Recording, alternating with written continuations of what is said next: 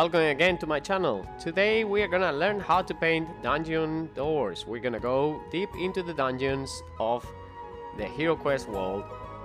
And although this is applicable to my set of Heroquest furniture and doors and scenery, you can also apply this to any of your games that you want to learn how to paint. As you can see, I made myself some of the scenery. And although I'm not gonna show you how to paint these on the video, whatever we do on this video is applicable to this because that's the way I painted it myself. If you are not keen on making any scenery yourselves, or you don't want to sculpt, or you just don't know how to, Sealed Miniatures is probably one of the best choices out there, and that's where I bought all the doors for my Heroquest table. Remember to clean your miniatures. Wash them, prime them in white, and then we're gonna start with Drakenhof Nightshade. The idea behind this is because Drakenhof Nightshade is gonna dry grayish, it's gonna look like a great base for the next steps on painting the stones from the dungeon.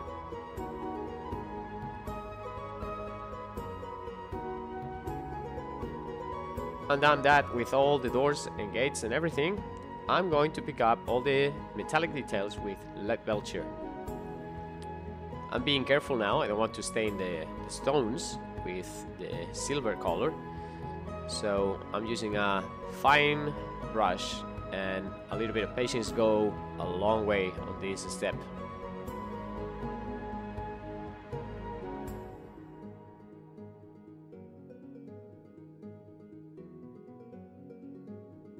Once I'm done with that, Seraphim Sepia is the next wash. I use it for the wood and also for staining all the metallic parts in the miniatures. By doing this, what I'm achieving is making them look rusty, old. And if I stain a little bit of a stone, that's perfectly fine. Now I'm gonna follow up with FW Rowney Sepia 251, which is a very dark brown that will make a nice wooden color. And then Ushaptibone, I'm gonna use it to highlight the flagstones on the bases of the doors.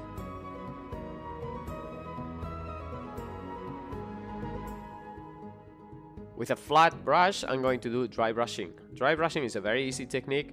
You just need to clean some of the paint on a piece of paper until you don't see that much being painted on it. And then with fast, long swipes or strokes like the ones that you see right now, do this, paint on top of the miniature. What will happen is that you will get all the details coming out, popping out, because this way you're just painting the higher surfaces. This is a step that doesn't take a lot of technique.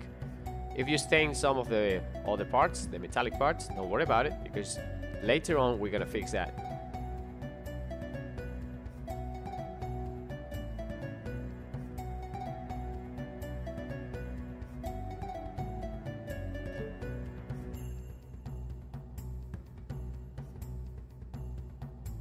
With white, we are going to now do a final highlight on the flagstones. As you can see, it doesn't need to be neat. You don't need to have very good lines. I'm just painting carefully, but not very accurately. The reason for this is because later on with Agrex Earthshade, I'm going to darken all the surfaces. This wash is gonna make it look as if the flagstones are dirty, old, and it's gonna combine all the highlights and make them into one neat transition. I'm using also Agrex to paint the small crevices between the rocks.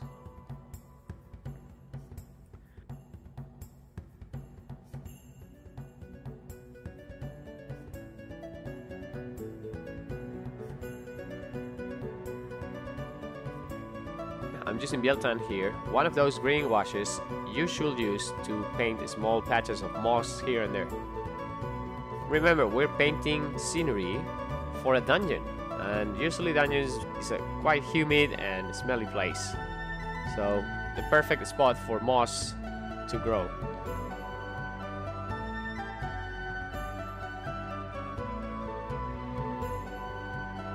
Last step with Iron Breaker.